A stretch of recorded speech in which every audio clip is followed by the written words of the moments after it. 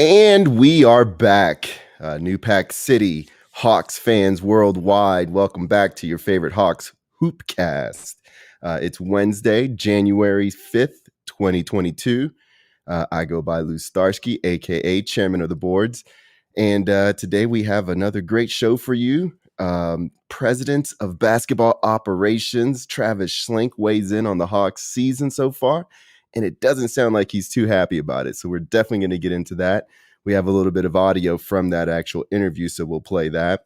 And we'll get our takes on that. And then he also vows to make some moves by the trade deadline, which is February 10th. And he says if he can't get this turned around, it's on him. And we are 16-20 with the game tonight against the Kings that we pretty much cannot lose.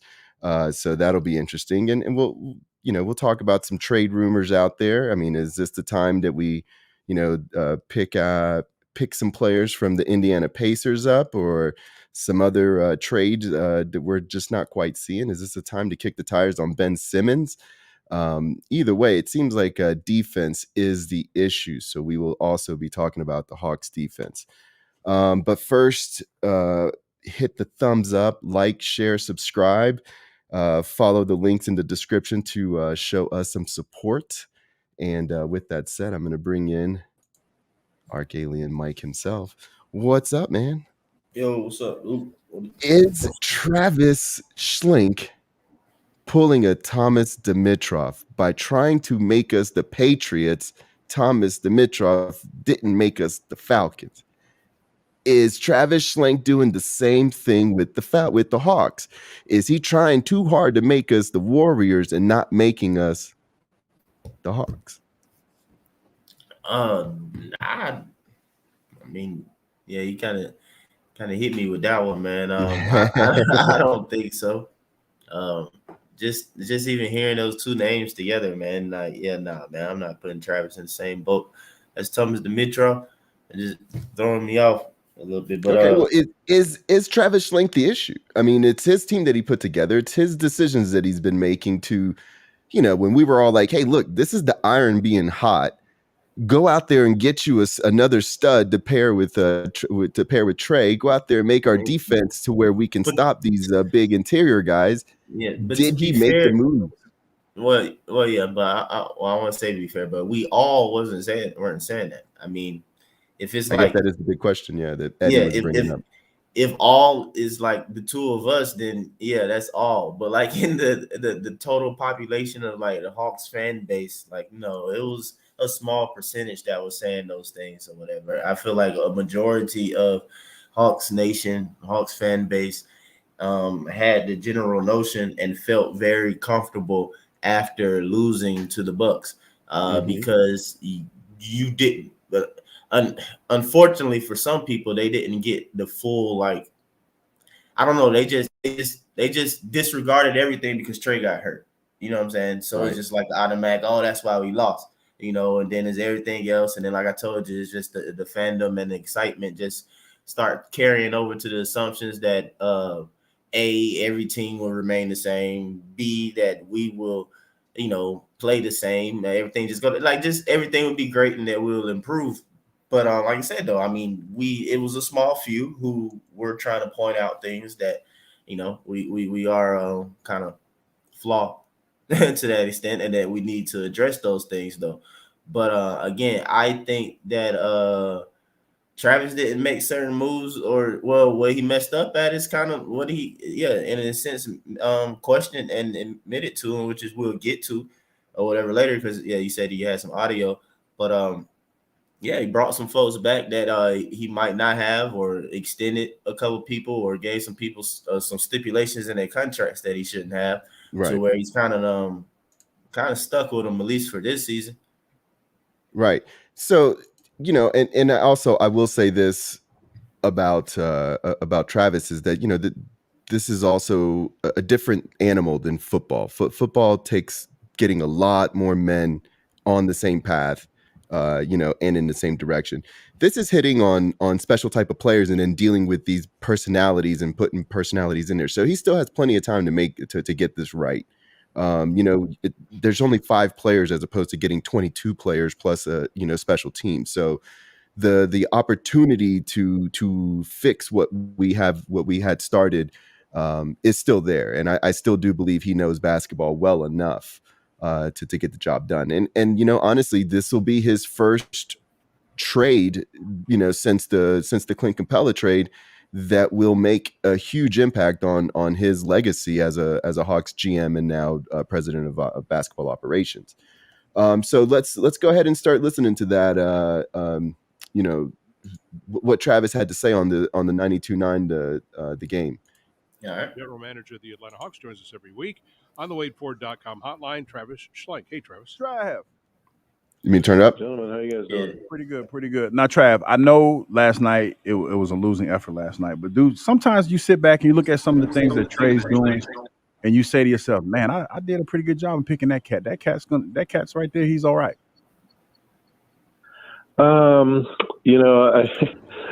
Sure sometimes, but I ain't gonna hold you. the game, Hold up. broken Hey, record. We play I another feel like for 120 plus points and we can't win. I mean, that shouldn't happen. So I understand what he accomplished, and maybe one day I'll look back and say that, but it's hard. It's a hard pill to swallow when your team's not playing as well as you think it should. And maybe I need to lower my expectations for this team.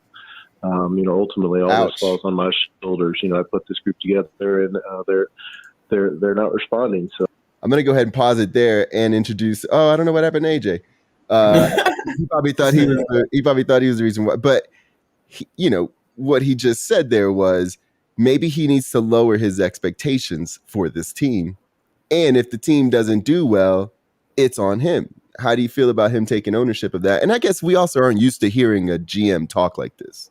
No, I mean, not in Atlanta at least. I'm good with it. I appreciate it. I mean, since Travis been here, I haven't necessarily had an issue with him. I mean, we might discuss certain things, what we think should happen, but normally, like, the same day, next day, a week later, or whatever, he wind up expressing the same sentiments. You know what I'm saying, or wind up making the move that's along the same lines or whatever. So that's cool. I mean, that's what I'm saying. That's why it's like I can't fully like just dump on them and start, make the TD comparisons and things of that nature, because I mean, TD, I never heard him take ownership of like bad moves or even questioning himself or something like that or whatever. It was just like, he just came off like just oblivious, like, you know what I'm saying? Or whatever. It's like, no, Very this arrogant. is what's that? He came off very arrogant. I mean, it's like every year it's like, look at this, what I've done for you guys. I agree. I agree. Like, no, you just screwed us over year after year. It's like, geez, bro, like at least talk like, yeah, maybe we do need to take another approach. Maybe I do need to like, I mean, yeah, I can appreciate that, you know what I'm saying? But at the same time though, like even with just the players and even what he's saying too, we've all said like it's more than just talk though, but I have faith and trust that he'll try and make something happen. But we have to dive into that. I don't actually, after looking at stuff now, man, I don't even know what he can do. If he does something or whatever, I feel like he probably wind up moving the piece that he don't want to move or didn't have the intention to move. So you're saying that he's put himself in a bad position by talking about it in public, or are you saying that? Not necessarily talking about it in public, put himself in a bad position by having certain stipulations in people contracts that I would prefer to be moved instead, because I don't think he can trade Bogey or Clint.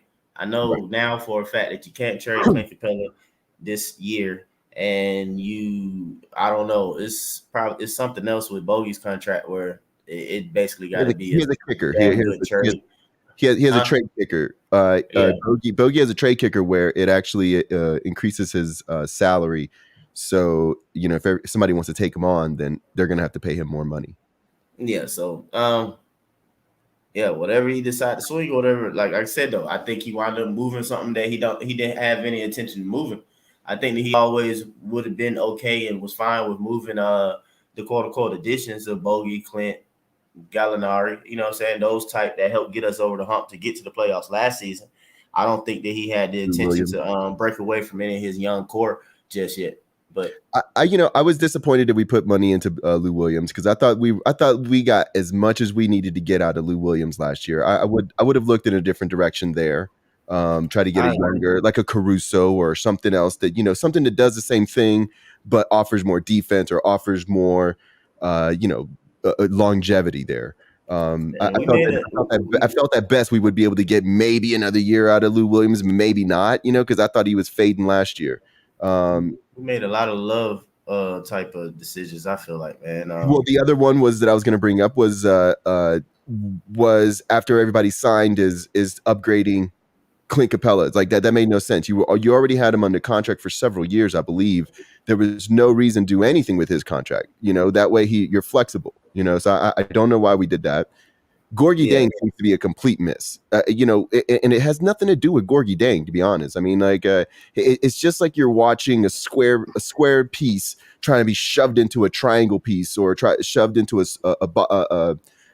different shaped piece. Like, he just doesn't seem like he fits at all with our offense. He's the speed, the mobility, the desire to do certain things. Like, I doesn't seem good for me. Really the Lone Wright, I don't think that was a good or a bad move. All I know is that when we were talking about it, we forget that we got Tristan Thompson first, and we all thought that, hey, that's a piece that could help us bang. Hey, that's a piece that we all love that piece. And then when we flipped it to the Lone Wright, we were like, oh well, this is it. This is what it is. Let's see what happens. So nobody was really, really hyped about that move. It wasn't a signing. It was, we went out and traded. We traded several players to get to Tristan Thompson, and then we made that move. So, it was kind of like a whirlwind. I remember people being more happy about the Tristan Thompson idea, even though he looked washed. He looked like a better piece. Who knows, man? Who knows? These guys get on these teams and they don't play them because they don't want to win, So I don't know what he could actually give you. I do know that there were players out there that we all, clamored about that are on other teams that are doing well. And that's not a good way to evaluate your GM. But at the same time is we're going off of what he says right now. So he's upset. So we're trying to get into this conversation that we've tried to have, several times this year already on the show. But we're trying to get into it even more specifically now because of what Travis said. So with that said, the first thing I want to say is, who is tradable on our team? Who do you think gets what we need on our team? Are we looking at Cam Reddish? Are we looking at DeAndre Hunter? Are we looking at, Gallo and Lou? Are we trying to get a secondary player, or are we trying to get a star to match up with? Because like you said, it's a bad time to try to match up a star with Trae Young when you're not in the off season. Now that you're in the middle of the season, you're not gonna be able to do it as well as you could when you have other options. So are we just going to put a Band-Aid on this season and see what happens? If that happens or whatever, I would caution and warn Hawks fans not to trip or be upset about it. You know what I'm saying? You might take a step back to truly go forward. That's a possibility at this moment, seeing the way things are shaping out or whatever, just because they're underperforming. Like I said, though, like, personally, the pieces that I would like to see traded or used or whatever and moved out is Clint. You know what I'm saying? I would like to upgrade that center position to get us to where we need to be, because I just really feel like we need an interior presence, somebody that we can give the ball, somebody who can score on that level, because our only consistent or somewhat threat of a paint interior scoring threat honestly really is Trey Floater, and that can't be the case. Like, we're not finna win a championship like that. Like, we're not finna win meaningful games like that. I mean, we probably get in the play-in as is or something like that, or bottom round, but you're still to be same old Hawks. So as Hawks fans, we have to ask ourselves, like, all right, are we trying to be more than that? Of course, we're trying to win a championship. So but if you're trying to do something right now, the way, like I said, certain contracts are or whatever, I wouldn't like it necessarily, but you'll probably have to trade, of course, one of the young wings. Might not be Kevin Huerter since he just got a deal. So apparently that would be a DeAndre or Cam Reddish possibly. So I'll put those two up that I would just be getting my mind ready for. Well, my issue with them though is that they're not making a lot of money. No, I'm saying I'm gonna go down the list because it'd be like a package probably. So it'd be, of course, Cam and Dre, Gallo would probably be a part of something. Coop and JJ are options. Of course, I think we got like an OKC pick or something like that. Possibly. I mean, we see what we are using our but I don't think you're going to go get a star player. Nah, man, you need Clinton Bogey to you need to trade them. So I feel like to go get a star player. Okay, so those are the players that I mean, and all of that would put a big chink in the them playing together and the whole them having continuity and all that stuff. That it would definitely put a chink in that.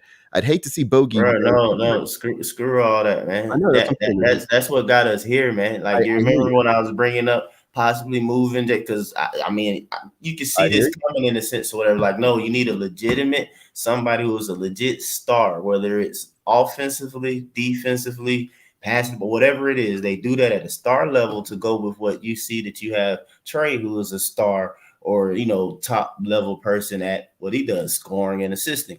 Need to be able to match that in some way with another player or whatever. Now we've been waiting on the potential of a DeAndre and a Cam Reddish, but how longer can we wait? Because Trey is obviously ready right now, at least in those two areas. You know what I'm saying? Off, scoring and assisting. I mean, he's top 3 or 4 in the league in that area. Now we need somebody who's going to be, like I said, all NBA defense and stuff like that. Like Clint get the stats and stuff though, but when you watch the games and everything, man, it's just very it's fluff. It's ineffective. It's how the things come. That's like you got to understand that it's not quite. At this point, we see what our issue is. It's the fourth quarter again. It's the finishing of games. We're getting our team down to the last few possessions, and we're trying to figure out a way to win those last few possessions to win games. And I know some of that has to do with effort. He says it later on in the conversation, and some of it has to do with not having the players on the team that can go get you a bucket in the paint. I've been saying this forever. What our team is missing is a low post threat, and Gallo is a fine player. Gallo's our only option, basically, in a sense, our most consistent and best option, and he's a bench player, and he's oldest. I don't know what and slow, slower, yes. Yeah. And so what I think we need to do is go after that type of player. So now that's who on our team we would lose. Who should we try to pursue in this trade-off season to take, if we take a step back, to take a step forward? I mean, if you saying this off season, that's a different story. No. This trade deadline. Trade deadline. See, by the trade deadline, you're gonna wind up having clutter in a sense with Clint. Teams. So you gotta throw Gorgie in the batch or whatever. But we trying to get a presence or whatever. Like, so basically, that's you trying to you either will have to move John Collins or Clint. John Collins just got a deal. So to me, I'm thinking that we missed that boat or whatever. John Collins about to be here. So you need to move Clint to make room for what we need. You know what I'm saying? So we get what we need. And in order to do that, you can't trade Clint by the trade deadline. So Clint going to have to go to the bench. Right. You know what I'm saying? So I don't necessarily see that happening. That's why I said that, like, Hawks fans to an extent might as well just, like, we hope these boys get their head right. And you're going to have to rock with what it is. And we might, like I said, take a step back. What about this? We did go to the conference finals last year. That's kind of high level for such a young team. So if we only went to second round or something like that, or depending on the matchup, lose in the first round, 7 games or something like that, you can't say burn everything in a sense, though, too. I feel you. But let's get on to this. So now we have Sabonis being brought up. I think that is the grand slam of all grand slams. If we somehow, I've been saying Sabonis, but what I'm saying, the issue is that you cannot move Clint. We don't care. Clint can be a backup for now. Like, he can, but that's expensive as hell backup. You can trade Clint next year. You have off seasons. You can restructure the team. You're not going to not pick up Sabonis because you got Clint on your roster. That, to me, like, I think I'm not against it. I just don't see how you get it. That's all I'm saying. I would assume that the Pacers, unless they just giving him away or whatever, will want a big in return and not Gorgie James. That's just if I'm the Pacers. That's all it is. If somebody else out there and they giving me a starting big in return or whatever, I'm gonna take that over you giving me some wings for my pretty good, basically all-star big. Yeah, but can they give him the picks? What's up, Chauncey? Let's welcome Chauncey in real quick. He's looking sharp in his Falcons gear and his vehicle. What's up, my man? What up? Hey, what's going on? What's going on, man? Went back to work today for the. Been off 10 days, so hey. And other than that, I see we still. Oh, by the way, I'm on a 7-day Facebook jail. I got put in Facebook jail last night. That shit was fun. But so. Was it worth it? Was it worth it? Oh no, actually, man, I wasn't even trying. I said something on somebody's post, and I was joking. And Facebook didn't take it as a joke, so that was like my fourth or fifth violation, and you know how that goes. So now I'm at the 7-day stage. So, but nevertheless, what we got here? I was hearing. So yeah, that's a bonus. Yeah, well, you know, I'll just run it through real quick. We started off, asking if Travis Schlenk is becoming Thomas Dimitrov by trying to make us a different team. In the like the way Thomas Dimitrov kept on trying to make us the Patriots. What is Travis Schlenk trying to make us the Warriors the wrong way for us to go? So we talked a little bit about that. So if you have anything to say about that, you go for it. But if not, we're already on to what Travis was saying about trading this team and who would we trade on our team and who should we trade for? And are we just putting a Band-Aid on a bad situation right now by doing it during the offseason or by doing it during the trade deadline season? First of all, I think we're pushing a panic button a little too quick. I think we all know at a certain point this team is they're gonna get it together. It's just that we're being fucking impatient as fans because we got so spoiled off what they did and how they got it together and how they gelled last year. We got spoiled off of that. For some reason, are you fucking kidding me? An ambulance driving crazy as fuck. I just think we're being impatient. I don't think a trade is going to be made. I think it's going to be a lot of noise. This is generally when GMs do this shit, it's basically to wake his fucking team up. I don't see a trade. I don't see a trade being made. Wait, hold on. Let me ask you a question, champ. Hold on, Chauncey, real quick. Do you not see a trade that can be made that makes us better, or do you not see a trade happening at all? I don't see a trade happening at all. It's a few trades that can make us better. I know I'll be fucking with Mike about Domantas Sabonis. Domantas Sabonis is a supremely gifted athlete. He's a better than average basketball player. But the question that I want to ask everybody when it comes to Domantas Sabonis, okay, because right now I think the argument is he's better than John Collins, but you got a lot of folks who want to get rid of Clint, and they have their reasons. The question that I pose for all of us Hawks fans is, given last year's situation, if you replace Domantas Sabonis with John Collins, do we beat? John Collins with Domantas Sabonis, do we beat Milwaukee? And that's a flat out yes or no answer. Do we beat Milwaukee with Domantas Sabonis?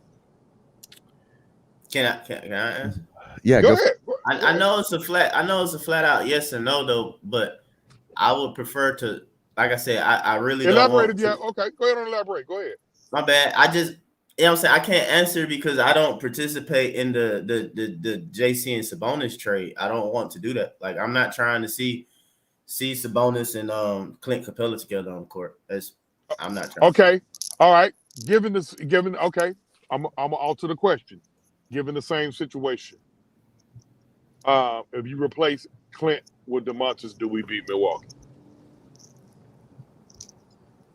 As we were, totally, probably not still. I think we still needed to be how I think we still needed to be the potential Hawks, which is Cam and DeAndre there. If we're not, they bring if we're not, and then if being that even that you took a minute to answer that, if we're not making that type of move, I don't want it. I want a move that's going to beat Milwaukee. That's it. Yep. But I don't think it was a one solution thing though with Milwaukee. I felt like I just said, I felt like it was a number one. We needed DeAndre and Cam, which is what we felt like was our wing defenders, because we needed that for Drew and Middleton. We saw what Cam came in when he did come and do what he could do with the Middleton or whatever. So what I'm saying, I know, because that's the tricky and hard part about it. And like, that's why we are. And I can slightly agree with you about like saying that we kind of panicking a little bit because we've yet to have the entire team together. So it's we panicking. I mean, for obvious reasons. You look in the fucking standings, we 16-20. Okay, basically the Hawks are 2 games in a win column better than it was when we decided to let go the last. Because we were 14-20 and we started winning a bunch of games, so we definitely got to 16-20 as well. No. What I'm saying is they're only 2 games in the win column better. I'm sorry, my bad, but than they was, and we know this team is good. We know this. We've seen what they can do. I think a lot. I keep harping on this. I think a lot of this shit is mental, and they just gotta get it together. The ability on the listen. We've seen them play. Like, these are not guys from. This is not 5 years ago. We've seen what they can do last year, and we were still injured last year. I still say, guess what, Mike? I'm gonna say this, Mike. We probably could have beat Milwaukee with Sabonis if Trey don't get hurt. I really and truly believe if Trey don't get hurt, we could have beat Milwaukee. See, but I do. I can understand that though, but you know how I feel about Trey defense. He ain't slowing down Drew Holiday. You feel me? But Drew Holiday can get some key stops against Trey. Yeah, Trey might go off of 42 though, but Drew Holiday might get those last 3-minute stops that's needed. You feel me?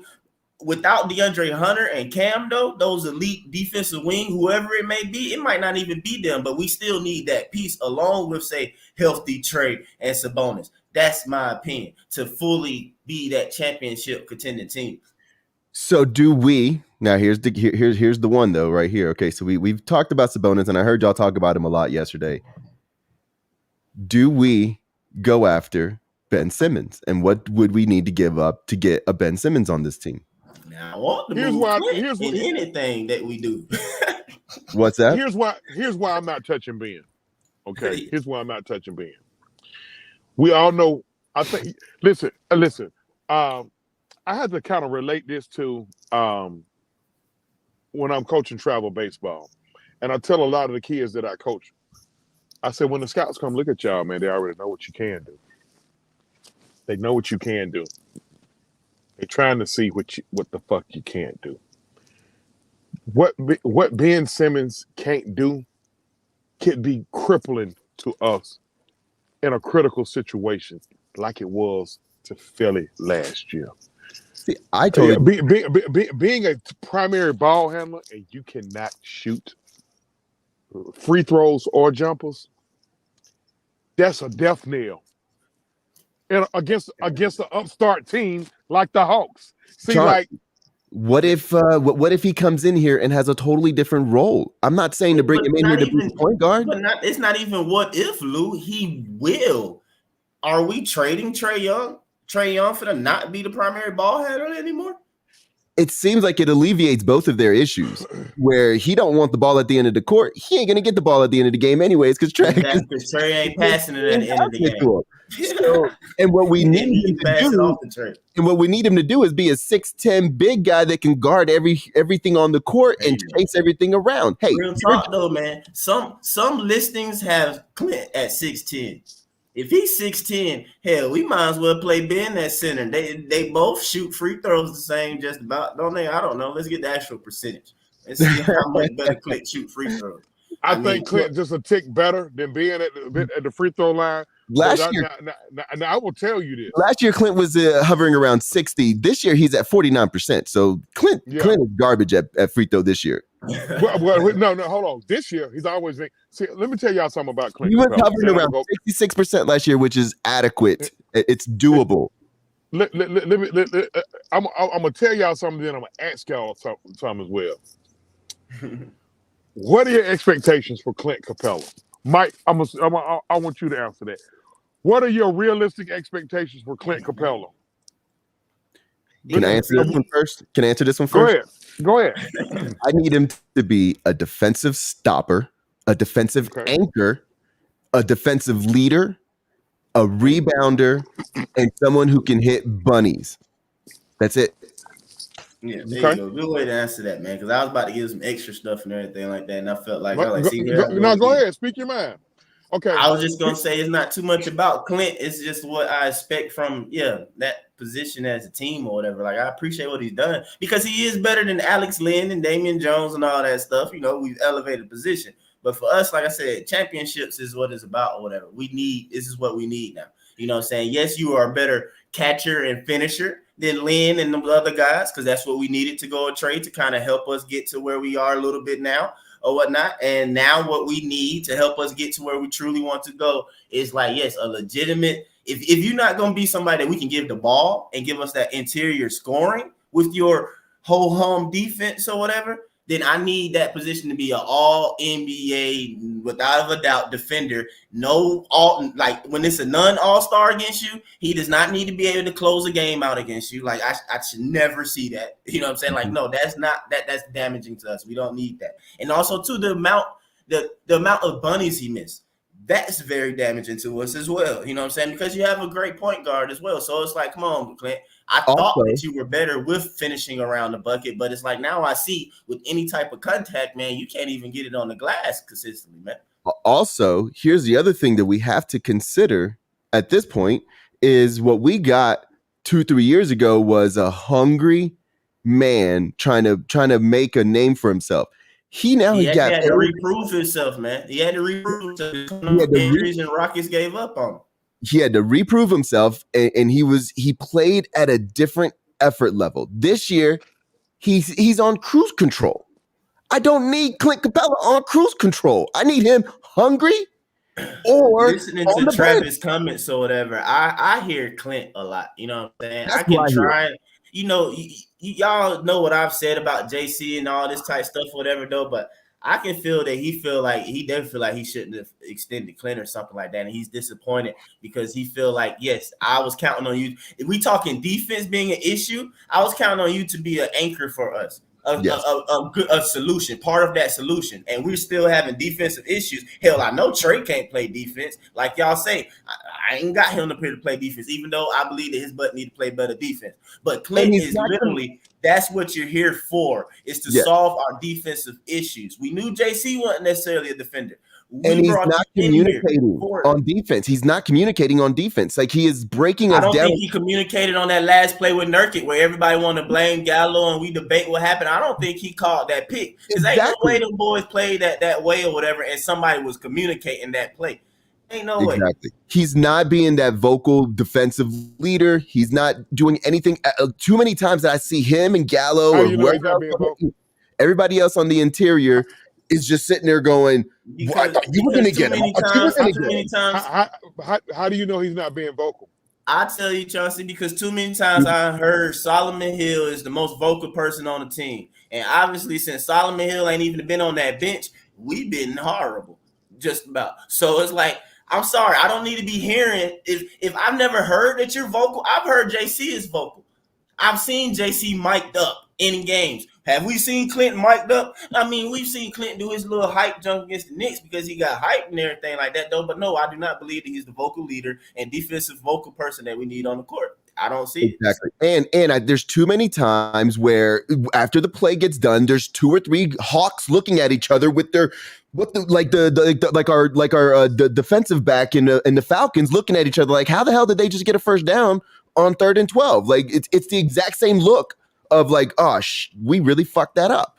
And that's the look. That's why I don't think Clint Capella is talking or communicating or setting up our defense or whatever, because they're constantly out of position. They're constantly getting burned. The wrong player is constantly running out to the 3-point line, and it's leading to easy buckets at big, crucial times. That's I've why. seen JC do that stuff more than Clint. I'm gonna be honest. No I've been fucking way. tough on JC. No I fucking see way. JC No yelling fucking and way. talking more. Let me stop y'all.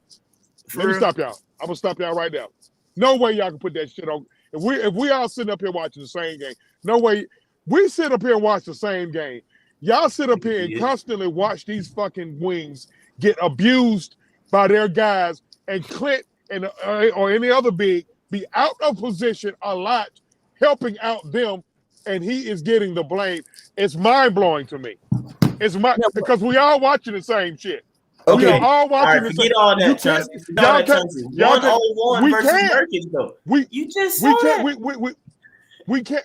Nurkic got his way with them. They got each other. I don't know how y'all just saw that one sided. Yeah, they didn't get each other, Chauncey. They didn't get each other. They did. They did. We watched the same game. I know we watched the same game.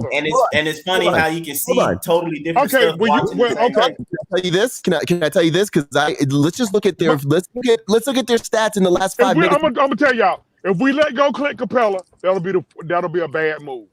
If we let him go for a Gorgie Jang type, yes, it will be. If we trade him for Alex Lee, I'm telling you now, if we let go Clint Capella, it's gonna be a bad move now because our fan base is thinking too. See, our fan base is thinking too emotionally. Listen, Clint, you got your guys who you hold on. No, let me finish. You got your guys who you already have a predetermined thought about. See, a lot of people already got predetermined thoughts about Clint. So when he do have a deficiency, they how they go at him, it's like it's kind of crescendo. But really, our issue on defense is Trae Young. Y'all scared to say it because you don't want to bash Trae. Mike, before you say it, yes, Mike, I know you bash Trae, but y'all afraid to bash Trae.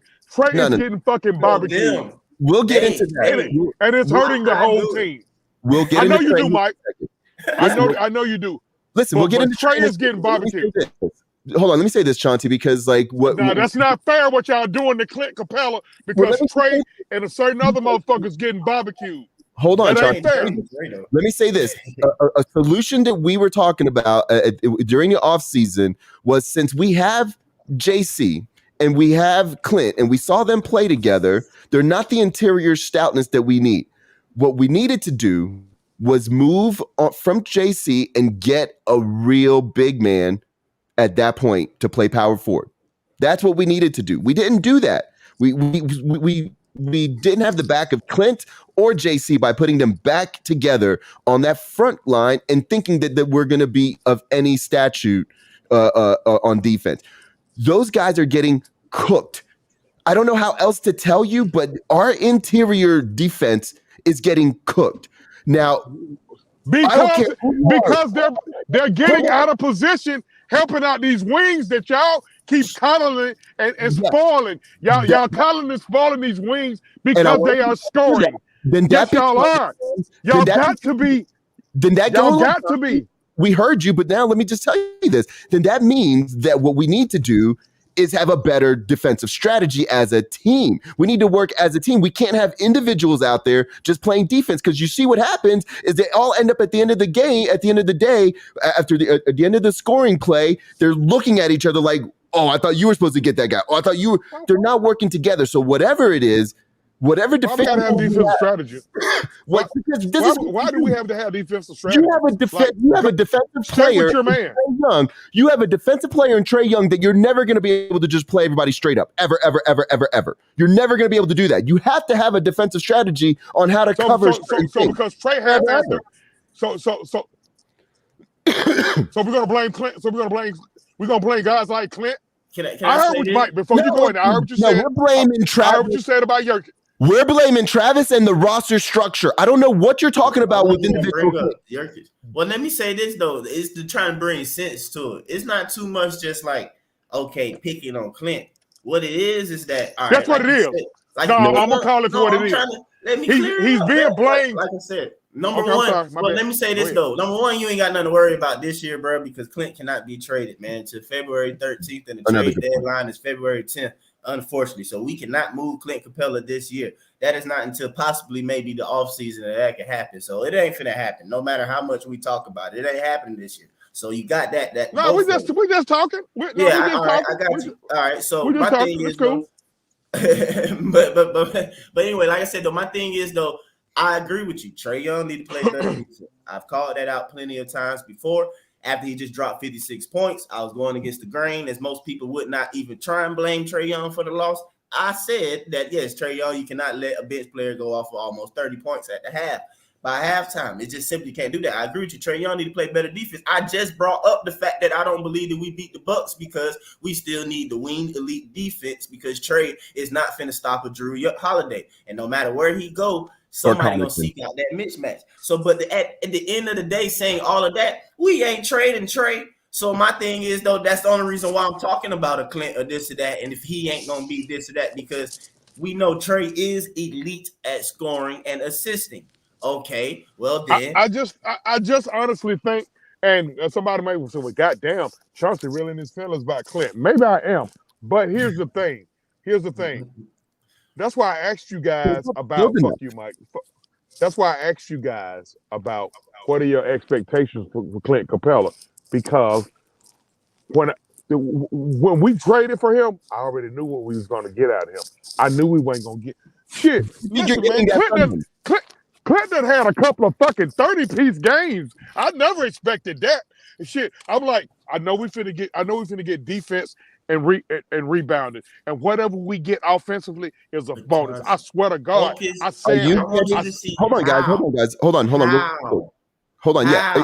Let me ask you this, Chauncey. Hold on, Mike. Let me ask you this, Chauncey. Is he being effective at the end of a game or during crucial possessions? Is he doing what he's supposed to be doing? Is he stopping the opposition or the offense, and is he grabbing that rebound? Is he doing that? Is he meeting your expectations at the end of games? Okay, not like he should, but I'm not holding it. But here's the thing. I'm gonna keep it real. I'm not gonna lie to you. But here's the thing. Here's the thing. Right when I get ready to go in on Clint, because he may have let Nurkic beat him on that pick and roll. Let a possession I'm gonna go. go back to. Be so detailed. I'm gonna go back. I'm gonna go back to before Mike. We watched the game together. So before that possession, who was guarding Simons? You said before that possession? Yes, before that last possession. Who was guarding Simons? Before I made some points, man. I got to write stuff down. But anyway, DeLon Wright, man. Williams? DeLon Wright was guarding him. Me and Mike, we sat there and was talking about it on the game on the group chat. Why in the fuck did we put TLC, who was playing horribly defensively, on Simons? So we do agree that the coach sabotaged us, though. He sabotaged us. I'm thinking if Clint, because I'm like Clint, why the fuck are you helping on this guy when your guy is hot? And so I'm thinking in the back of my mind, maybe Clint don't help if he see DeLon guarding him, because TLC was getting cooked. TLC is a decent defender. He wasn't good against Portland that night. So TLC, hey, you heard me raising hell all night about TLC gambling. Stop fucking gambling. That's the part about the defense that's driving me fucking nuts. Everybody gambles. Taking control at that time, though. If I'm the big, and it's been times where I played like this. Now I ain't talking no high level or anything like that. It can be just regular basketball with whoever, though. But if I'm there, I see my man. I'm guarding the center. I see him coming up to set a pick. First thing you doing is calling out the screen, left or right. I'm calling it out. Also, too, if he's not doing that, he should. No. Let me tell you what the next level IQ, real defender leadership does. You will tell them what to do. Tell them to go over or go under that. You will speak on that as well. Not only you tell them if the screen is left or right, you will tell your wing defender or whatever to go over or to go under, and you'll tell them also too if you got it and stuff like that. You mess that up or something like that early in the game in some pickup ball, you can easily just talk to somebody like, hey, look, this is what we're gonna do. Go over that. I got you, or whatever. It's too late in the game for them to mess that up, man. And how many times? TLC ain't the one that's supposed to be here to be a doggone starter and a solid column and piece or whatever you want to call of our team. That's Clint. So if anything, like I said though, I agree with you. TLC was getting cooked, but at the end of the day, when I'm sitting there looking at the level of this responsibility, I'm leaning towards that backline defense and Clint Capella looking at that or whatever. He's the last. Gallo for having to rotate over. Gallo ain't athletic. He's the last line of defense. Can I ask he's the last? Can I ask y'all this? Line of Go ahead. Chauncey, let me ask you this. Okay, in NBA defense, your perimeter guys for the most. First of all, they're not playing defense in the NBA. That's right. It's quite difficult without hand checking. Hold on. You know who is though is winning teams. That's who's playing defense, and you just have to play team defense at that too. Okay, so what I'm saying is this: is most perimeter guys in the NBA are going to be able to get past that first level. Most superstars are definitely going to be able to get past that first level and manipulate that second level. We don't have a defensive strategy that I've seen all year where if our guy hedges or if our guy goes under, the fifth guy in the corner knows what to do. It's always they're making the wrong reads. That's got to be coaching at some point. I mean, you claim that Clint not making the same effort. I mean, it's basketball IQ as well, though, because I don't always see Double O making the same type of mistakes or whatever. I give Double O his credit or not. It's just a matter of him being available, availability, the best ability or whatnot, though. So agreed. That's the Double O issue there with Double O, though. But let me tell y'all what Double O's doing. He's good. I've noticed that about Double O. You know what he's doing? He's not reinventing the wheel. He's just going out there and he's playing defense. How this fucking defensive strategy shit? These motherfuckers learned how to play defense playing AAU. Loud as hell. Yeah, but it's still levels. They learned how to play IQ, defense though. doing AAU. It's still levels of IQ. Double O always been that way. That's who he is. Hold on, Mike. My bad. IQ. Okay. All right, man. It is. All right. Defensive. Okay. It is. Hey man, Double O. Double O played with the balls. He played with LaMelo Ball. They won a championship, I think, when LaMelo Ball was probably like a freshman or something. Yeah, I know the whole story. I know the whole story.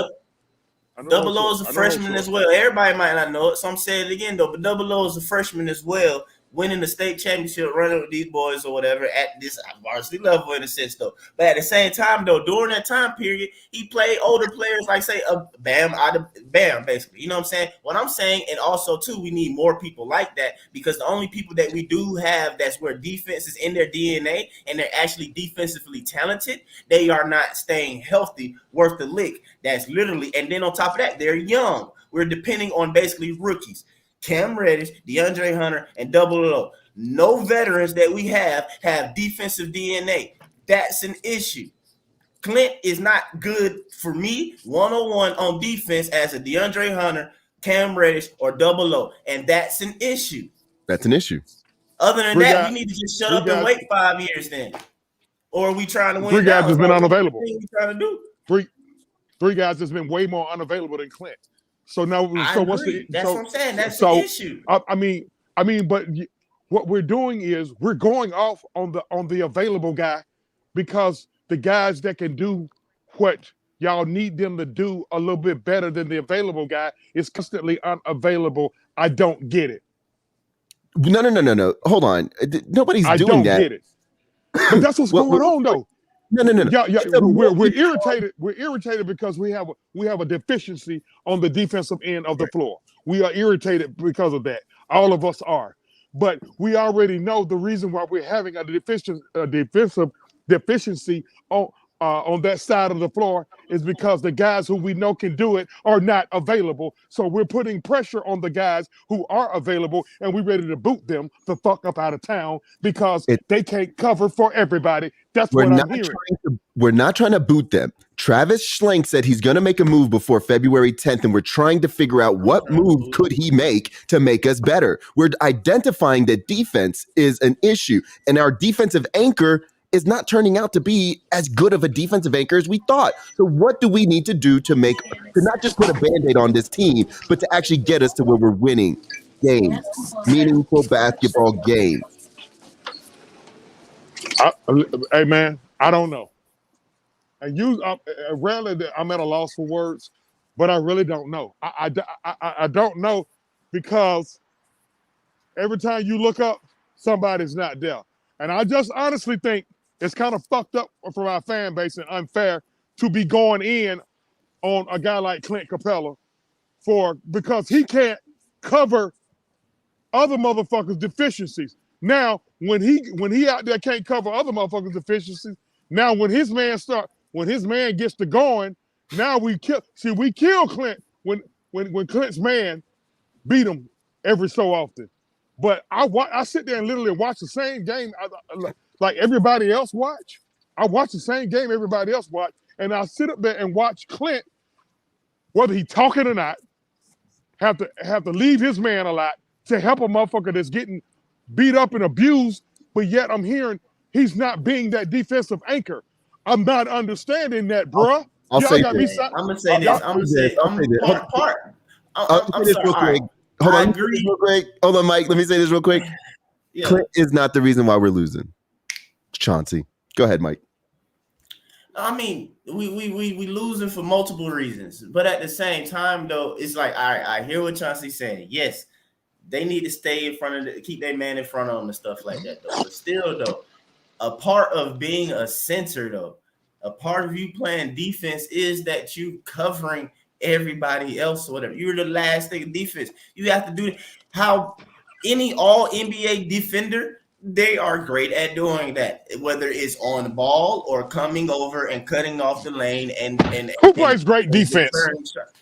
I'm looking at teams now averaging 115, 120 points a game. Who's playing great defense? Bro? People play great defense, man.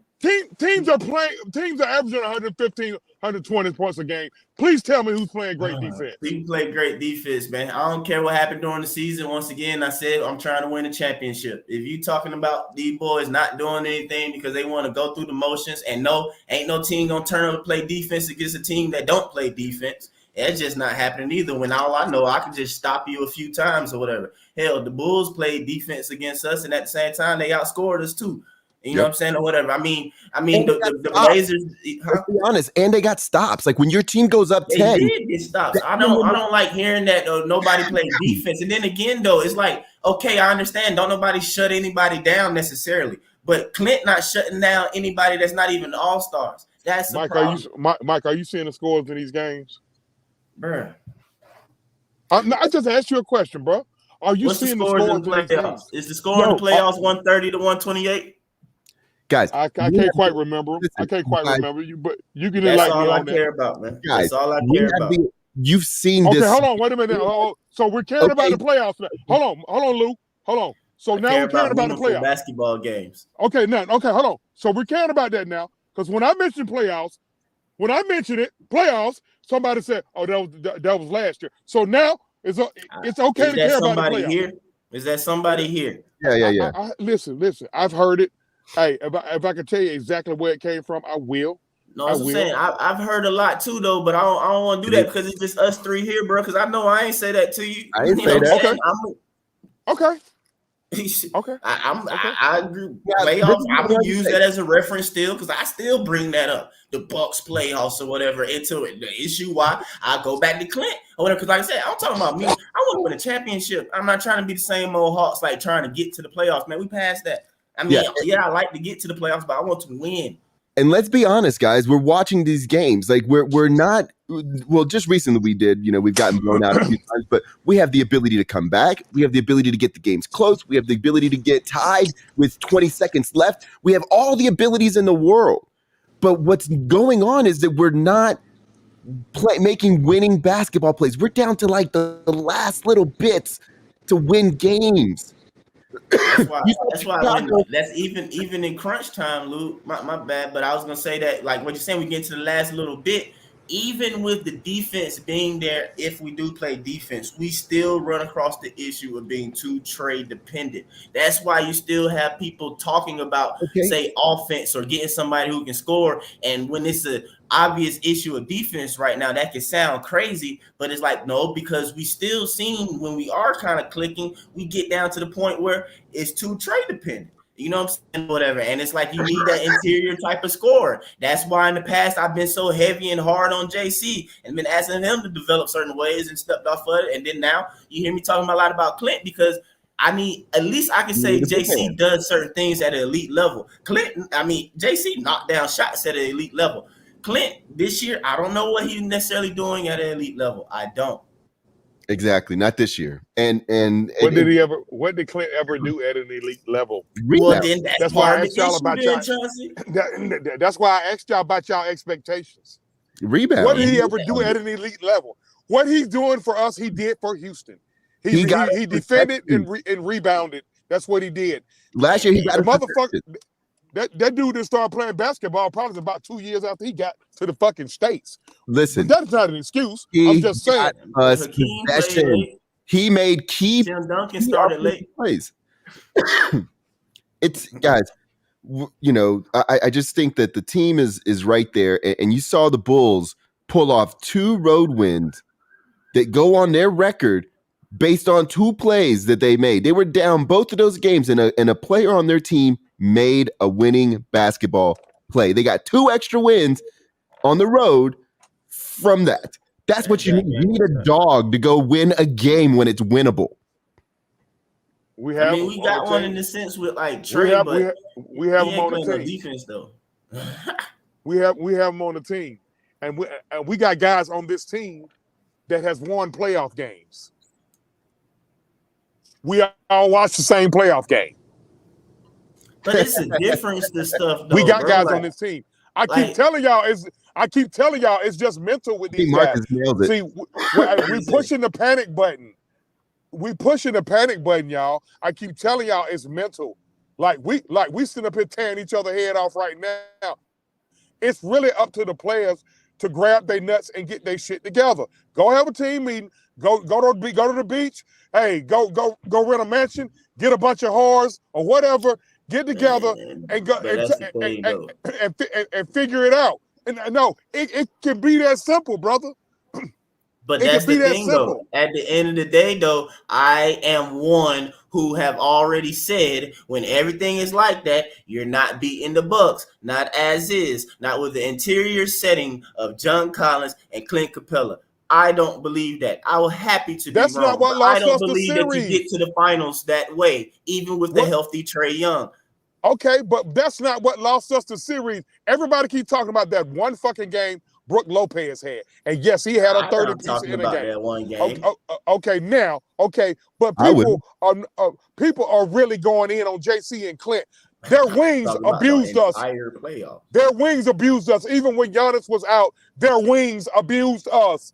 And we keep glossing over that, and we looking right past that to look at the post. Nobody looking right past that. I told you, bro, keep it here, man. It's only 3 of us right here. I know what some other random people might say, but I clearly brought up Trae cannot guard Drew Holiday. I clearly said that we still needed elite defenders for Drew and Chris Middleton. We saw what Cam can do to that. On top of that, we allowed PJ Tucker, Portis, and Brook Lopez to straight turn JC and Clint to like just disappearing, being hoes or whatever. And we saw that the whole team was basically trade dependent to an extent. JC and Clint best game came when Trae had an elite crazy game 1. Even when you came into the Philadelphia series, yes, Embiid is Embiid, but Clint ain't doggone too much to do, but whatever. We ain't necessarily walk away from a game and be like, Clint won that game. We said that about Kevin Huerter in a game. We didn't walk away from a game and say JC won us that game. We might say, yes, he contributed and stuff like that, though. But it was too many times that both of them would disappear. Knicks series as well. It's times when JC was in foul trouble and having goose eggs. He didn't disappear against Philly. You just mentioned Philly, right? He didn't disappear against Philly. He did disappear against Philly at times, and he disappeared against the Knicks at times. It's statistically there. Pull up the games. Pull up the games we won. Pull up the games we won. Pull up the games we won in Philly. I will go ahead and talk. See, but no. You talking about the games we won. You play 7 games. When we lose, it's because he fucking didn't show up. I will say this about we won the series, Mike. We won the series. That means to him. Counts. Game 7, we won because of Kevin Huerter and Trae Young. If Kevin Huerter decides to be same old Kevin Huerter, we don't win. Pull up JC's numbers in game 5 and game 7. What are you talking about, bro? Like, that's what I'm saying. That's how you can look at games with people and see something totally different. Go to Clint. You talking about you getting 22 points. Not 9 point come by himself.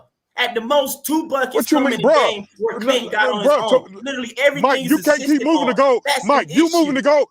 You moving the goalpost because you have an issue. Pull it up. No, you're moving the goalpost because you have an issue with Clint. If Clint is putting the fucking ball in the fucking hoop, he's doing his fucking job. You're moving the goalpost, talking about what he's done. Yes, you are. No, I'm not You're moving the goalpost. I've yes, said you my are. goalpost from the jump. What it is that y'all not on the same page as me. I'm trying to win a fucking championship. Clint is not the person for We all are. We're all trying to win a fucking championship. No, you're not. Listen, we are. Yes, we are. Yes, we are. We all trying to win a championship. You just got your thoughts about how we should do it. I got my thoughts. Okay, I'm not saying yours is wrong, but I'm saying mine is right. How about that? That's what we at. Okay, man. Hey, be safe driving, man. Do your thing, bro. I'm good. I'm straight. I'm at the house. I'm just making sure, man. You know what I'm saying? I'm straight. I thank you. Bro, thank you. Clint ain't winning no championship, bro. I mean, he got to the conference finals before. Houston moved on for a reason. We seeing that reason. I saw it last playoffs. Tanked, Mike. It's simple as Houston that. Tanked. It's simple as that. I saw it last playoffs. But Houston tanked though, Mike. You keep bringing up. You keep bringing up Houston got rid of him. Houston tanked, Mike. They got rid of 7 other motherfuckers, too. Yes, it's a reason why you tanked, though. Hey, I don't want to be in that position in 2 to 3 years because we sitting here still giving dumbasses money and keeping folks around too long, thinking that we're going to get through, and now we got to tank again. Okay. I think we're definitely getting a little too far away from the conversation today. Is basically Travis Schlenk has said he's going to make defense and who we need to trade, and that's what I said from the beginning. We stuck as is because you need to trade. Hey, let's get rid of Clint Capella. Let's get rid of the back line of your defense. Let's get rid of Clint Capella. Let's get rid of Clint Capella. I have not suggested that. Not only have we not. Look, what are we talking about there? Let's get rid of Clint Capella. It cannot be done. We cannot trade Clint Capella.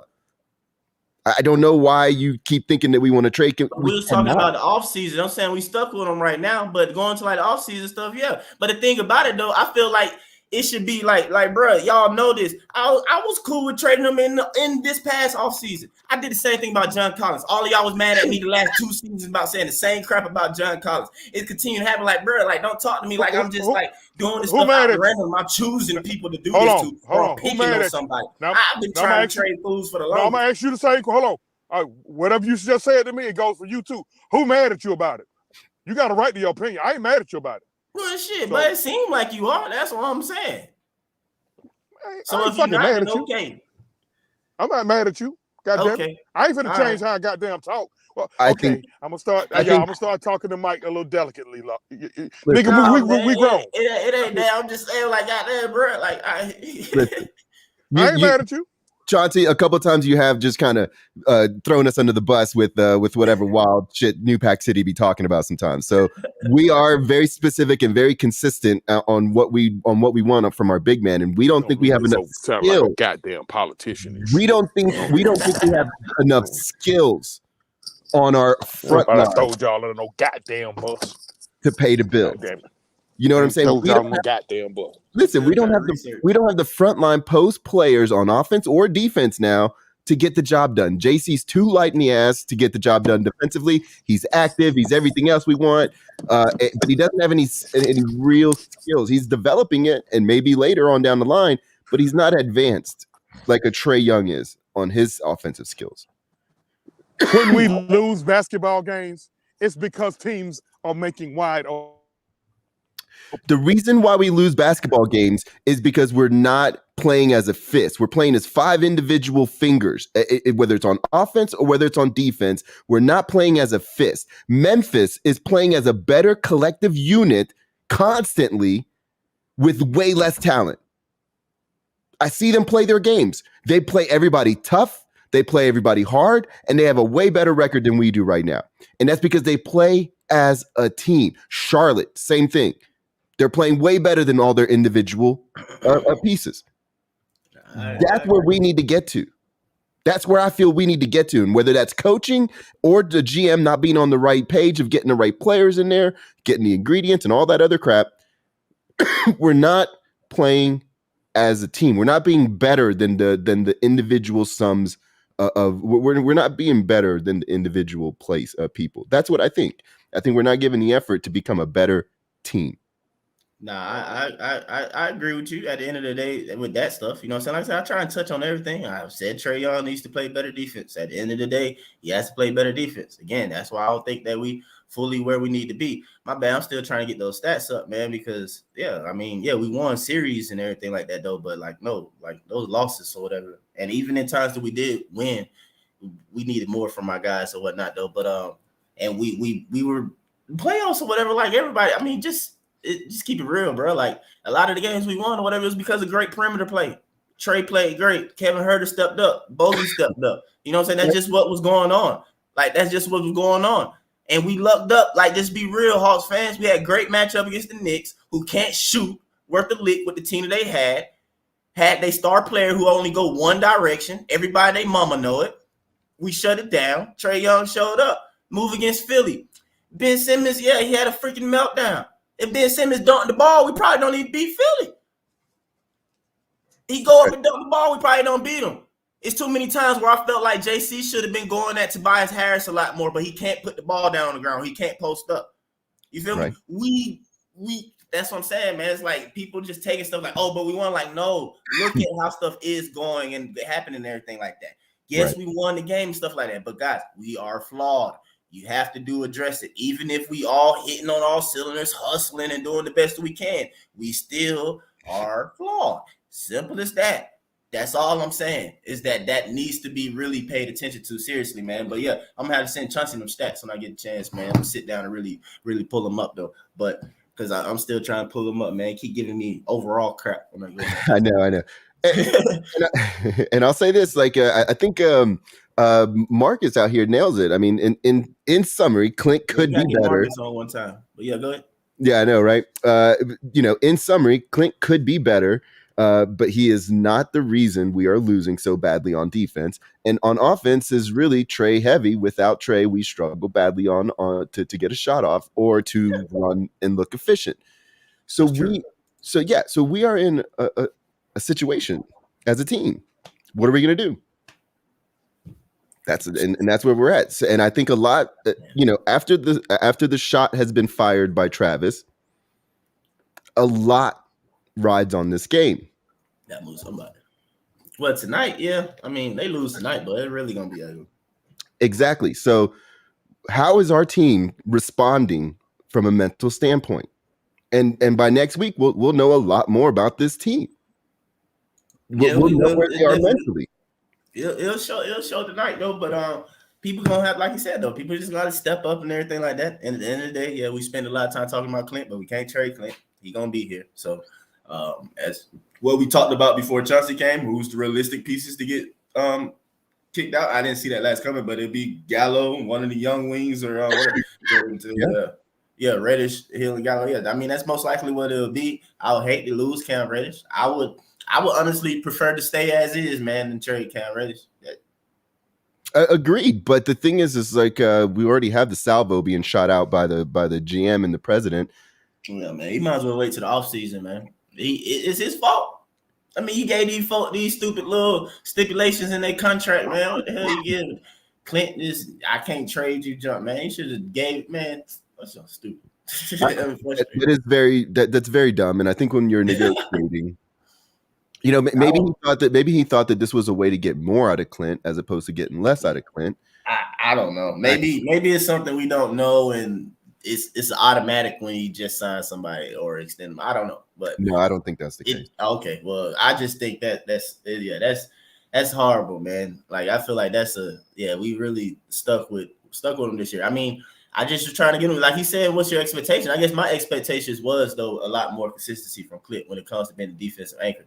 I don't even care if people are getting beat. You know what I'm saying? You should be able to rotate over, contest shots, or swat the shot. You know what I'm saying? I've seen elite big man basically do that. You could if you want to. I mean, come on, man. Everybody talks about Embiid and everything like that. Like, when you think Embiid, you might not even think defense, though, but he's an all-NBA defender. Clint isn't. Well, you're really good at this, Mike. Give me a scenario where we make a couple of trades where we make our team better. Like, try to don't you don't have to be perfect with the salaries and all that, but try to be reasonable. But You pick out Jeremy Grant. You picked out a couple other guys. Jeremy would be good if we had to keep, what we got in the paint and stuff like that. But that would still be close to how we are. That would just, in a sense, give us a veteran DeAndre, I feel like, But I mean, it sucks that he hurt right now. So it's like, I don't even, the fan base not gonna go over well with anybody who's supposedly hurt. If we got him, he need to be playing in the first game that we get him. We gotta wait on him. We in that situation already. Outside of that, I would have. Are you done with Kevin Huerter?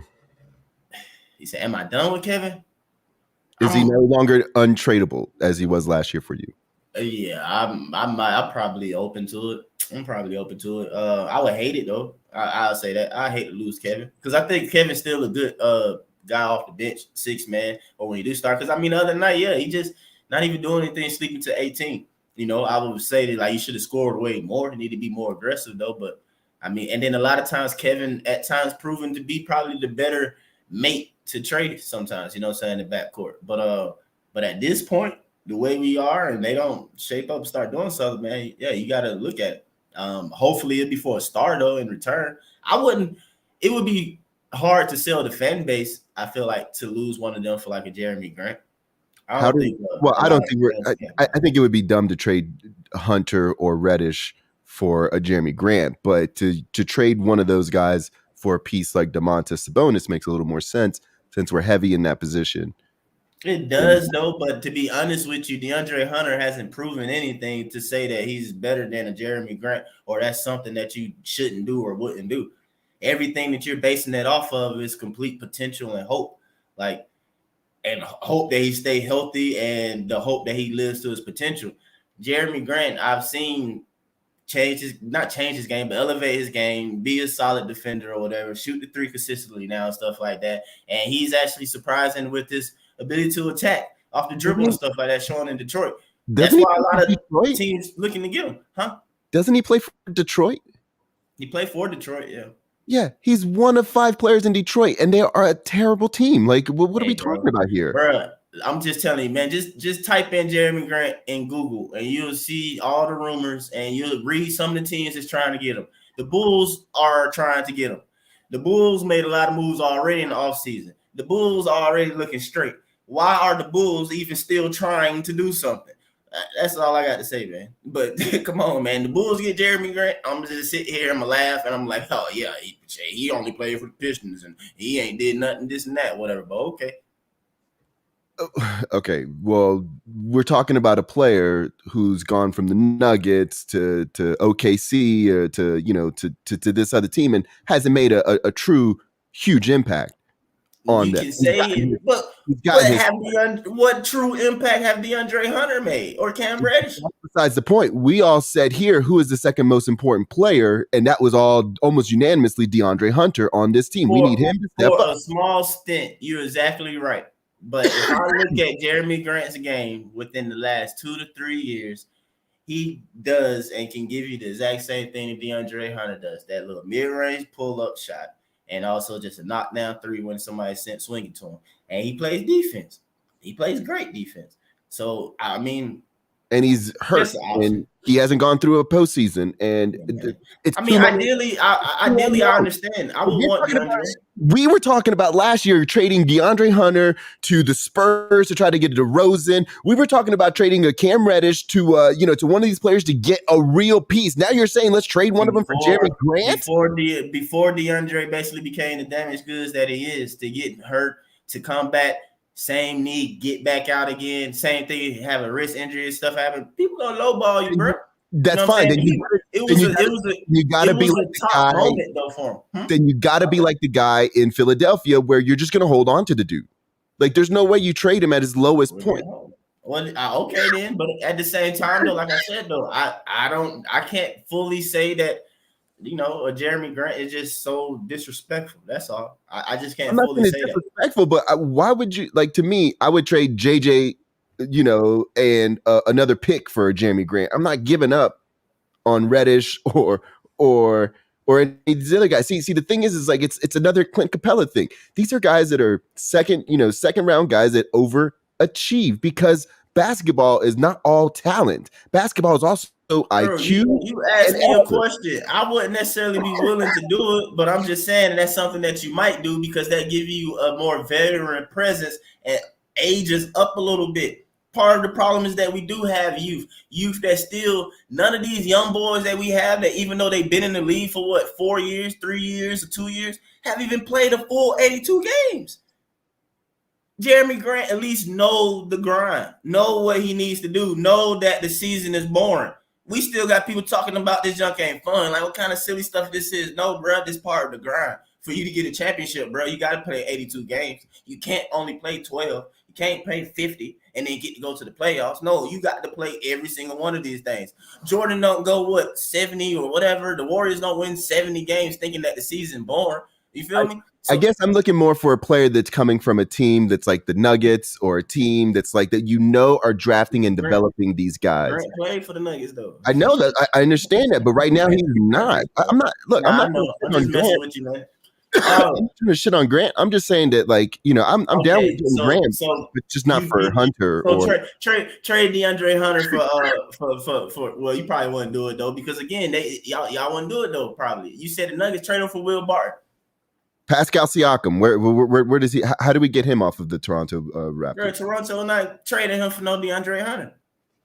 Okay, well, why not? Not unless they just saying I'm tanking. But then that's, to me, I don't see that being equal. Pascal, yes, has been an all-star, has won a championship, and that's a veteran player or whatever who has been leaned on and stuff like that. DeAndre Hunter has yet to play a full season and have shown that he can be counted on. How many players do you have on your roster that you need to go after one other player on another roster? If you have you ain't got nobody. I already said it that unfortunately I feel like he missed the boat with a John Collins. That was a piece, an expiring contract. You decided to stay long term. Okay. So that's why y'all hear me calm down a little bit about that or whatever, and not too much focus on that or whatever. But yeah, Clint up. Then it's a Clint Capella and like a bogey. That's what I'm saying. Those the pieces that I feel like that you could probably get something with. Clint and a bogey. That's what you could probably swing maybe Pascal out of Toronto with because Bogey can still do this and that. And then you got Clint, who is a veteran, good center and stuff like that. And they can continue, they can sell to their fan base that they still trying to at least compete. They not completely resetting or something like that. But you can't trade them. Or you got to make some crazy great deal for Bogey to get traded. But you can't trade Clint, not to the offseason. Man, we have put ourselves behind the 8 ball. I think we had a chance to kind of just I think the offseason could have moved us in another direction. And I think that everybody that was on the team last year is kind of looking around. All right, who's the guy that's going to step up? And since nobody's stepping up, we're all just kind of just in this holding pattern. It seems like the players aren't getting better. It seems like the chemistry is not getting better. It seems like the camaraderie is not there like it was last year. It seems like you have a lot of guys that are satisfied with what they did last year. It seems like you have a lot of guys that are just okay and not wanting to take it to that next level of, okay, now to be elite and to be awesome, you have to do it every year, every day, every possession, every practice. And they're obviously not doing that because you are what you are when you're a basketball team, when you're a football team, when you're a sports team, you are what your record says you are. And right now we're 16-20, and that's exactly how we play. I agree, man. I mean, we had a star play great basketball in the playoffs, man. And right now, yeah, we committed. What it is I feel like you brought up TD earlier and stuff like that, though. But yeah, Travis needed to make those Patriots type decisions after last playoff run. You know what I'm saying? Exactly. He needed to be like Bill Belichick. And unfortunately, like the fans and everything, that's the type of decision that you had to make on like a John Collins. Like ask yourself, like, am I really did it? Especially if you pigeonhole in with Clint, or then if you do got like JC, you couldn't go and pigeonhole yourself in with Clint. Because like I said though, out of trade JC and Clint, whatever, we need one of them to be a elite defender, basically. At the end of the day, no ifs about it or whatever. Like at the end of the day, one of them needs to be a great defender, and it's not going to be Trey. At least JC knocked down his shots at an elite level. You know what I'm saying? He can catch a lob steal if somebody jumps with him. Clint, he get touched or whatever, it's like percentage go way down. It just plummets. So I don't like I said, I don't like feeling like I'm picking on Clint. I'm just surveying what we have and stuff like that. So I'm like, well, since you can't trade him by trade deadline, you're gonna have to ride with what you got, and then you're gonna have to really look at that during the offseason though to upgrade. And what do we have with Gallo and Lou? Because they were so instrumental last year in being able to be solid pieces, and they don't feel like solid pieces this year. I think Gallo's still relatively decent. Lou hasn't done anything. Before Gallo went into the protocol, he was knocking down shots at a pretty high clip. Like he was putting together a pretty nice stretch, and we were winning. You know, that's when I feel like we turned around the road thing. You know what I'm saying, or whatever. Like Gallo was knocking down shots. He was playing good basketball, but like unfortunately, the protocol hit us, and that was really bad time with the protocol though, honestly, because I mean we sucked, we were playing bad, but it's like we had a little stint where it seemed like we might have been getting it together, or at least Trey was just playing at a super elite level, at least, you know what I'm saying? It's like he at least took offensive wise to another level, you know what I'm saying? And we just need him to realize that, like, okay, I gotta, do more than just, offense, you know what I'm saying, score. Because I think I seen a stat, he like past month average about 35 and over 10 assists or something. Yeah, it's ridiculous what he's doing, but I still, to me, he could put up however many stats he wants, like he did against Portland, but he still doesn't make a bunch of winning plays at the end of the game. Like he still would rather take the shot and take the glory as opposed to win the game. Like I see him take bad shots, even when he hit that one shot.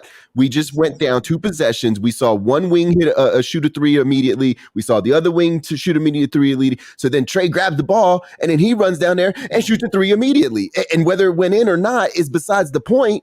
It's a bad shot. It's a bad play. It's not a winning basketball game. It's not a winning basketball play. Trey's defense is that I'll get that back. Like that's yeah. his defense. That's his defense. I'll get that back. That's his thought process, man. But I mean, I could go down that path. I'm definitely think that he needs to play defense. You know what I'm saying? I'm not one that thinks that he just gets a free pass playing defense. Because again, trying to win a championship, the audience that's out there, somebody tell me a championship basketball team, and I guarantee y'all only gonna name one, and that guy played better defense than Trey does on a consistent basis. But name a championship team where they point guard did not play any defense. You brought up a good point. You brought up a good point yesterday where you said that you had a feeling that Trey was playing with more effort once we started winning, once we got Nate Dogg in. When you were just talking, plays was coming up in my mind of winning plays that I remember Trey making down the stretch. I forget who was playing though. It might have been the Heat because Cam got a strip, I think, and a fast break in that game. And Trey got a late drop down dig steal when he didn't do his half help, but he helped all the way down or whatever. And he had quick, good hands. He got a steal or whatever and stuff like that and closed the game out. I think it was against the Heat. I believe it was against the Heat. He did it maybe on like Bam or something like that when he was in the post. But yeah, bro, like Trey got to get back to that, man, because he did it. I've seen it. He can do it. Anybody can do it. Really, it's just effort, man. Trey got to try more. He has to try more. He just has to try a lot more, though, man. But again, like I said, I'm really trying to think over history, though. Somebody tell me of a championship team with they point guard sucked at defense, though. Like just horrible, or didn't try or whatever. Like I don't know one. Usually, you don't even get this type of point production from your point guard, regardless, anyway. You know what I'm saying, to begin with. So your point guard usually going to be a solid defender because that does hurt your defense, though, when your point guard can't keep the ball from getting into the paint. Yeah, I don't know why I can't remember his name, but the lefty from the Lakers. Derek Fisher? Yeah. You said Derek Fisher was a bad defender? No, I was just thinking about him being like, you would expect him to be a bad defender, but he was actually a real big reason why they were winning games is because he was so smart on defense. You're gonna be hard to find one, bro. The only person that people gonna bring up is Steph Curry. That's the only one they're gonna bring up. They might bring up, I don't know, maybe Kyrie with the Cavs or something, but who was playing point guard for them or something? I don't know, but they beat the Warriors. Hell, it was him and Curry, I guess, against each other. Neither one of them really. They both just shooting. No, because the thing is, it's like Curry plays really smart basketball, though. It's the same thing with CP3. Like these guys are playing. Yeah, they're playing high level basketball, like on both ends. Like they're with the flow of the game. It really does feel like Trey stands out in basketball games where he's constantly playing pickup basketball. It's like, is anybody coaching this team again? I'm starting to get those feelings when I'm watching this team. I'm like, but who's that's a coaching personal the team? thing. Like say for example, Chris Paul. You bring up Chris Paul. You can see with Chris Paul, he literally takes it personal when they post him. Yes. Anybody who plays basketball, when it's a mismatch, what do people say? They say mouse in the house. Trey obviously do not get offended by somebody saying mouse in the house. In his mind is that when I get the ball, I'm going to go pull up from half court, show them what this mouse can do. I can shoot from deep. He's not getting offended for the fact that they just like, oh, you little, and I'm going to just post you up and do this all day on you or whatever. Chris Paul gets offended by that. To the point to where I know myself that you're not finna post Chris Paul. I remember when Hawks fans was getting mad and we trying to post with DeAndre Hunter. In theory, that should work, but DeAndre Hunter is not finna post Chris Paul successfully and score. Like that's not happening. Exactly, and you know, like, and it's all about pride at that point. You know, it's like it really is, man. You know, and Chris Paul say I'm gonna knock you on your ass before you score on me.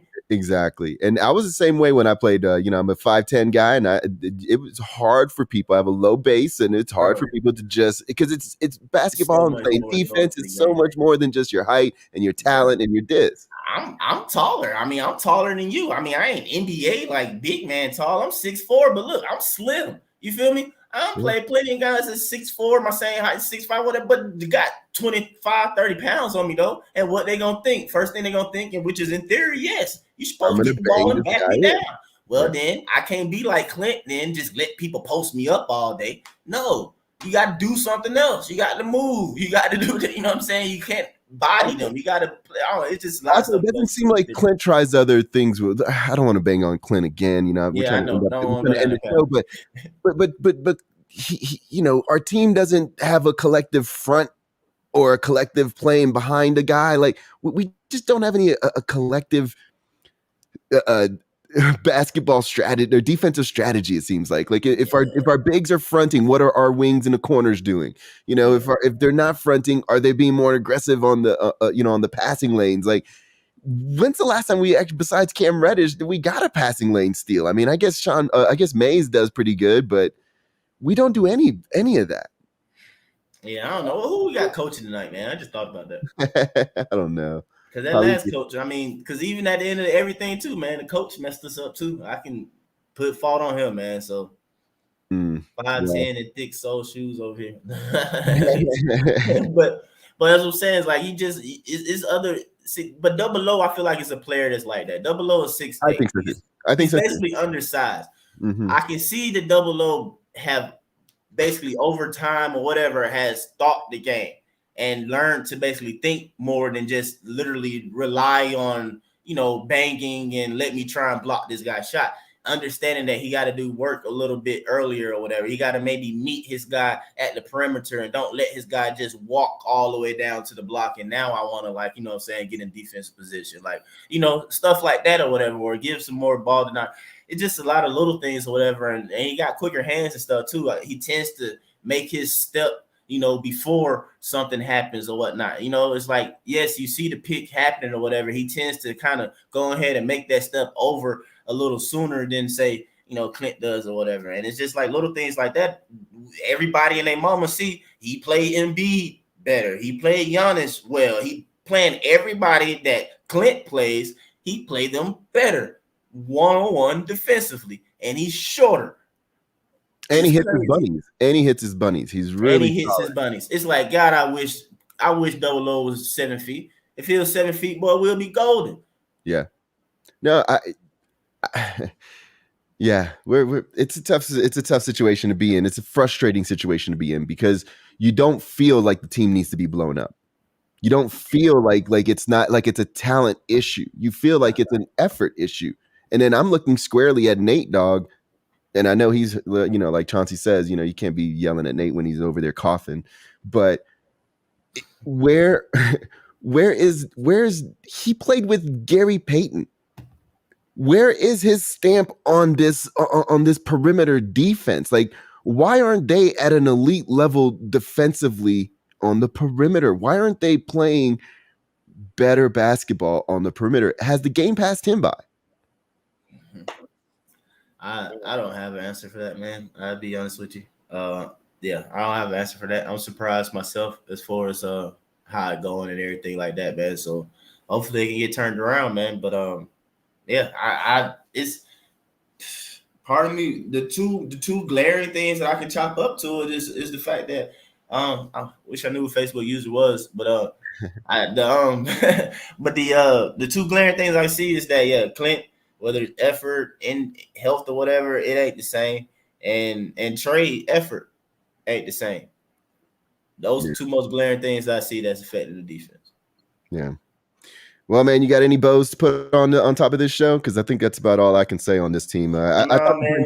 was going to be. I say this: number one, we better win. This is the assignment for Hawks fans tonight. We better win. All right. But I want everybody to watch how Clint scores.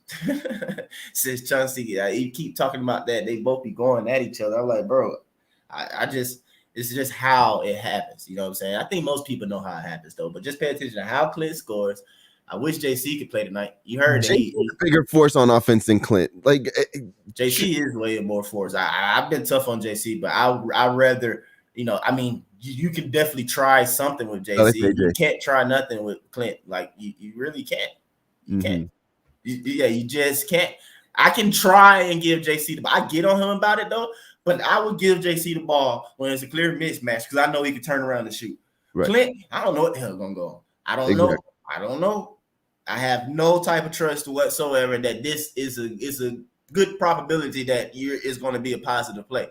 So again, don't want to bang on Clint, but if you ain't being an all NBA defender for me, man, and then if you can't score the ball, I don't know what you're doing for me. Exactly. You're not doing anything for me. But outside of that, and then let's pay attention to Trey, man. Let's see what effort he put forth to defense. Because he opened his mouth after the last game. He said, we need to play defense. So I'm going to pay attention to see how he played defense. He got Halliburton and Fox. He probably not going to be on. So who you going to be on? A Harrison Barnes or something like that? Or I don't know. But either way it go, we going to pay attention to how Trey played defense tonight. If we were able to do Gallo and Hunter for Sabonis and maybe a first-round pick or something, would you?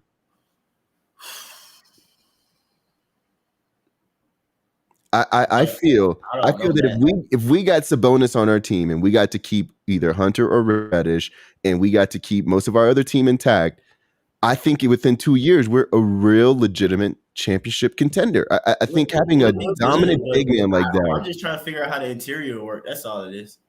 I like the combination in my mind at least, JC and Sabonis. I think that would do well, but I don't know. Like if you still got Clint, I guess what you benching Clint. I mean, because you ain't benching Sabonis. No, you don't have to bench. You benching Clint. Clint's a second round pick. He'll be all right. I'm serious. Like he has to take over a different position, a different role. His role is still the same. He's still going to get 25 minutes in the game and go out there. You have to go out there and defend their center, and you have to go out there and get some rebounds. I can see Clint and Domantas Sabonis playing together. I mean, I don't think that's far fetched. I wouldn't want to see that, but. Why would you not want to see that? I mean, that's just like that. That's like, okay, so you'd rather take Sabonis don't shoot that well from the three. My bad. Go ahead. My fault. No, you're saying Clint and JC can play together, but Clint and Domantas Sabonis can't play together? No, Sabonis and JC, yes. And Clint and Sabonis, I wouldn't want that because Trey still needs to be able to have the threat and room to be able to get to the paint. Sabonis doesn't necessarily shoot the three as well as say JC does. So if Clint ain't shooting nothing, Clint got to stay around the paint. Sabonis shoots a three big and good enough to go to be on the perimeter line at times when you need to clear up the space in the paint. I mean, but it ain't enough, man. That's why the Pacers do it the other way around. Miles Turner actually shoots more higher percentage than Sabonis from the paint. That's why Miles Turner usually the one out there creating the space because Sabonis is the one who is a lot better in interior to work. You would prefer to have Sabonis in the interior as much as possible. Yes, he can bring it up. Him with JC would just make so much space, period, for Trey because it definitely ain't necessarily have to be somebody down there in the dunker spot all the time. JC can be at the three, and Sabonis can be around the free throw point line or something like that because he definitely can shoot that or whatever too as well. So I feel like Sabonis can have all the room in the paint, kind of like how Clint does, but he can't do nothing with it. And JC can still shoot the high clip that he does from three and everything on his spot ups and stuff like that. How we already use him. So you're I saying just think Sabonis with Clint, that would be more clutter, in my opinion. I can see that, but this isn't the starting lineup. This is just if you have to have this lineup at some time. Yeah, for a few. Yeah. Okay. Well, then for a few, okay, and then Clint gonna have to go to the bench, and hopefully Clint not know, he'd be a team player and he'd be cool with being on the bench. But that's our assumption there that he'd be cool with it. I think that I think if you can get your hands on a player like Sabonis before the trade deadline for whatever reason, I think you got to explore that, and that's where I think we are as a Hawks team. I think we have to get a number 2 player. We can't have the questions, who's your number 2, and it'd be 4 different guys. Like we need one definitive number 2 player on our team. And if we have a chance to get Sabonis, who's the opposite of what a Trey is, I think you do it, because you could dump the ball to Sabonis and he can go to work. I've seen him so many times on that clip that you showed me. It was him laying the ball in and 2 guys almost getting to it. That's 2 guys going after the ball when he makes a move. 2 big men. And what that allows is that it allows him to make that same move. And when those guys collapse, he kicks it over to those guys for an open, easier jump shot. Clint's not doing that. He can pass too. He can pass out of all of that exactly. stuff. You basically you're getting Gallo to an extent, well, without the 3-point high clip or whatever. You're getting Gallo to an extent in your starting lineup now. Yeah, exactly. And that's the thing, is like that's what we need. I think if we can get a player like that, I think even if we go down this year, even if we don't make the playoffs this year, if you get a player like that, that's something that going into the offseason now, you can start manipulating some of our contracts and some of the players. More better around Trey and a Sabonis inside, outside type thing or whatever. Yeah. I'm with it, man. I've always been a fan of Sabonis since Gonzaga and stuff like that. I've never too much been big on like trying to trade for him or something like that though. But seeing the way things are presenting itself this year, I mean, probably got an opportunity, man. Like I said, he'd be a great player to get. Just looking at his measurables too and seeing the fact that he's like literally the same size as Clint, I'm like, what? You know what I'm saying? Yeah, run it, man. I don't want to hear nothing about he can't play center. And look at it, he literally played center 3 years of his 6 years. Like literally that position.